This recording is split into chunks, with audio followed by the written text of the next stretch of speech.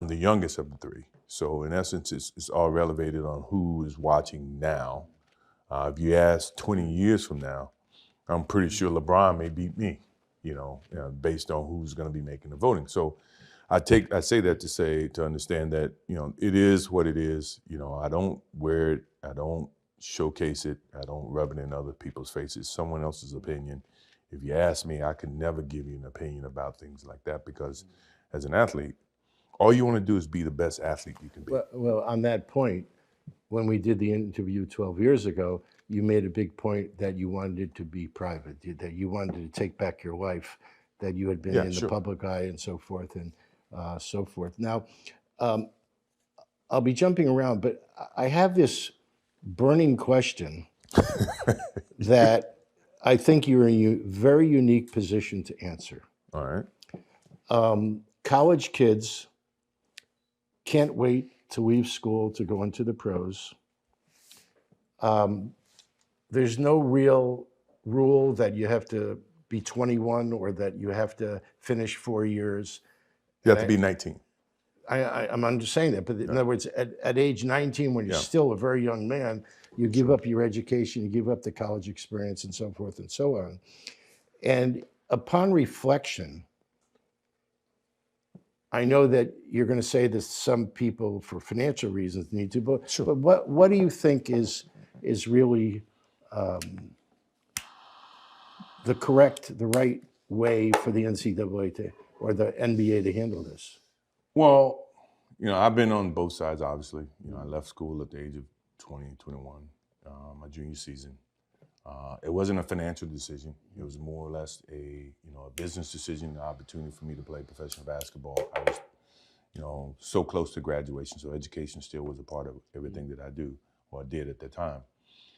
My feelings about, a kid being able to go to the pros, and I've seen both sides, is that you should allow a kid, if he feels like from a financial standpoint, that he wants to go and work and earn a living. I think there's a certain way that you can go about between the NCAA as well as the NBA and all parties involved, that you can systematically build a way to where that kid now at the age of 18 or 19, if they want to go and play professional sports, they should be allowed to. Kind of like baseball. Baseball I think has a very good plan, where if you come out and you get drafted at 18, you start in the minor league system and you work your way up to where your skills determine if you are qualified to play on a certain level. Along with that becomes a compensated aspect of what, you're going to be compensated based on your skill set at that particular time, which I think is very correct. So I think from a basketball standpoint, and if you're 18 and you choose not to go to the pros and you go to college, I think you should be obligated to stay in college for a length of time to where you can educate yourself, you focus on education, you focus on your maturity, focus on your development of your bodies and your mind, and then be allowed to come into the NBA, not the CBA. So I think to me that is a perfect model to where everybody gets exactly what they deserve or what they need. All right. So what's in this young man's head? Is it about getting the best deal he can, or is it playing in the city that he wants to? And there is his hometown, or is the city not an issue? It's what are the criteria upon which they hope they get drafted by a certain team? Well, I mean, I think that's a little bit hard to determine because you in a professional league of multiple teams. When I say a league, you want to be able to have competitive balance within the league. And if a player or an individual can choose based on the city to go to whatever respective team that he wants, you may have, you're going to have some discrepancy in terms of the talent pool and the competitive nature of it. So if everybody wants to go to Chicago, you only can have 12 jobs in Chicago. Chicago going to get all the best players. What about Dallas? What about Washington? What about these other cities? Detroit, Indiana, where they may not be metropolis of cities, but they still have passion for the game of basketball. And you're starting to see a little bit of it now to where all the stars are starting to gang up and go on one team. I think it's going to hurt the overall aspect of the league from a competitive standpoint. And you're going to have just 1 or 2 teams that's going to be great, and then the other 28 teams are going to be garbage, or they're going to have a tough time surviving in the business environment. So what role, positive or negative, does an agent play in helping the young man make the best decisions? Well, I give you a good example. Because and I ask you that because you're not only a no, player, because but you're an owner. I was on the same side. Yeah. I was on the other side, and now I'm on this side. And I think what the agent's responsibilities is to educate the individuals, educate the kids to be able to make sound decisions from where they sit or what they think they want. A lot of times you have the agents making decisions based on what they want as opposed to what the players want. And sometimes it's not even in the best interest of the players. It may be in the best interest of the agents. That's, I think if you can regulate that, which is very tough, if you can moderate that to where that player or that athlete's going to be educated about his positions, that he can make sound decisions that's going to be best suited for him and his family, that's the correct agenda. My agent, when I came out of college, I had obviously I was in college for 3 years, Coach Smith, my parents taught me, right from wrong, taught me to understand and listen and learn. And then I got with an agent that basically educated me about the positions that I was in, how to, to manage my own, my personalities, the business aspect, how that translates into, in the business world, things of that nature, to a point now, I can do a lot of those things on my own. It's an education. I lived an education. I went through an education based on, how my life was, was lived. I think that can be very helpful for the kids today, but because the agent is not that motivated or not, that's not their energy, they're not teaching the kids, and the kids then, by the time they're not useful to the agent, now have nothing, no decision-making knowledge. A lot of times they may end up broke, they mismanage their money. You can avoid some of those problems, especially when you talk about the kids are skipping college and going to the pros. Where are they going to get that education from? The best the best support system they have is the agent. So if the agent's not going to educate them, you tell me they're going to learn, the pros and cons about being independent and being able to manage their own finances. So when they're not represented by that agent, or they're out of the game of basketball, out of the game of football, can they still articulate and make decisions just, from a business sense? I think that's one of the major issues. You see a lot of players who, when they retire, they have no money. They've mismanaged their money. They have In all sports. In all sports, not just basketball, football, baseball, whatever. So you talked earlier, you mentioned about the competition between cities, and it's a sort of a dual question. You can go wherever you want with it, but you now are the owner of Charlotte. Right. I assume you're at a competitive disadvantage in a lot of ways.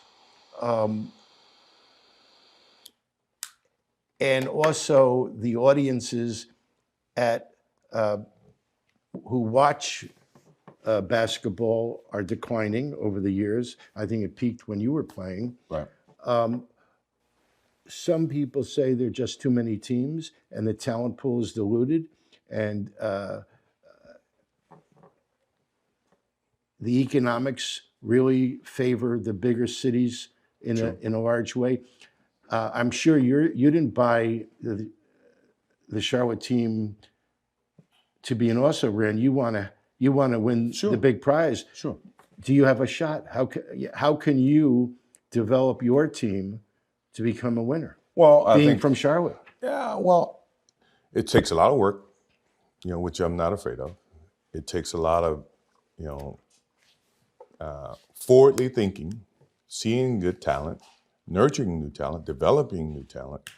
One of the biggest issues we do have is we're not a Chicago, we're not a LA. So you have to create a culture, a winning culture, and you got to be able to connect that basketball team to the support system within that community. One of the biggest reasons why I bought the team initially, I felt the team was under preserved, under operated because they were not connected to the community. Charlotte led the league for 10 years. When they first came into the league, led the league in attendance for 10 years, which was a huge economical, support for that city. And the talent pool followed that. They had good teams that went to the Eastern Conference Finals. You know, they won 50 games. They had potentials of winning. And they got lost in the transition. When Charlotte moved to New Orleans, Charlotte was without a team.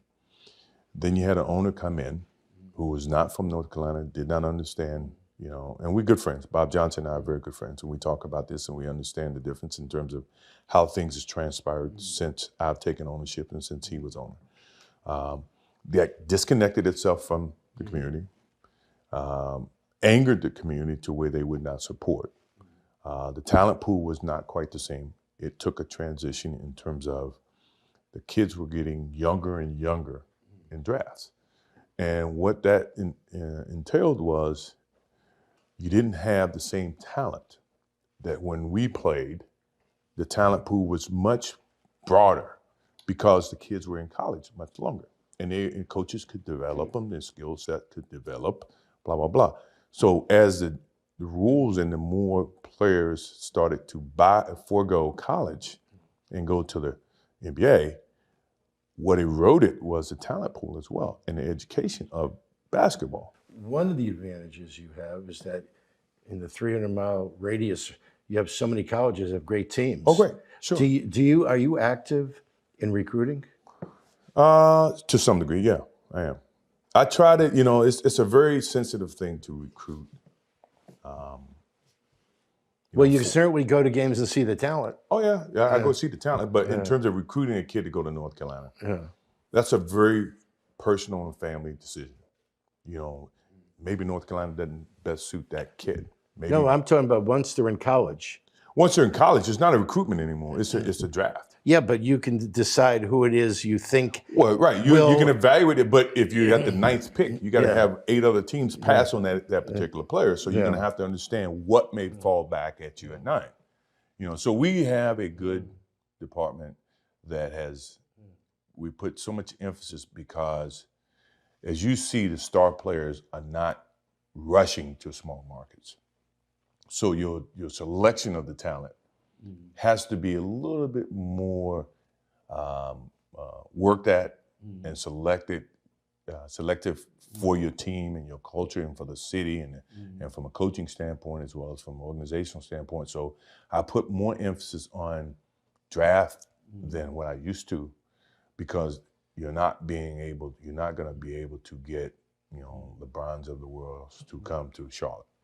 You didn't wake up, or when you were playing for the Bulls, I'm sure it was not on your mind that your dream is one day to own a team. But I'd like to know when the light shined on you that this is something I want to do, and what was it that motivated you to own a team? Because no player's ever done that before. Well, I always wanted to be connected to basketball, because my love is always going to be towards basketball. And the best way that I think I can pass on the knowledge that I have for the game of basketball to tomorrow's players is through ownership.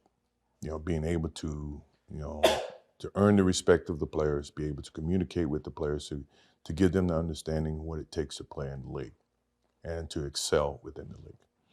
So when I got out of basketball in 2003,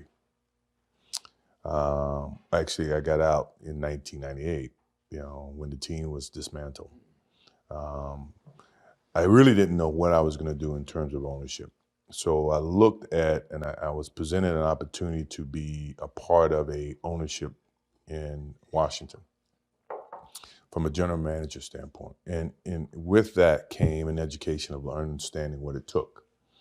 So quite naturally, you're going to make mistakes. You're going to understand you're going to make mistakes. The most important thing about making mistakes is being able to learn from them and not be able to duplicate the same mistake. So when I got the opportunity to be a part of the Washington Wizards at the time, Ted Leonsis brought me in as a part of his group. That's where I got my feet wet in terms of ownership. And it was intriguing enough. I didn't have the experience of ownership. I knew what it took, which was a lot of money, a lot of financial support. But the knowledge in terms of being able to transition from a basketball player who could impact a game and determine the outcome to where now you sit up in in the office and have not the same control. You have to, you have to be able to live vicariously through the players that you select, which sometimes, you're going to be allowed, you're going to make mistakes. And with that mistakes, you got to, be able to make adjustments. And that's what I learned in Washington. And, in my first couple of years, I was the general manager. Then the next couple of years, I went down and I played because I still felt I can impact the game from a player standpoint. Not with the same magnitude of what happened in Chicago, but from a teaching standpoint, saying that, okay, a lot of these kids, they believe in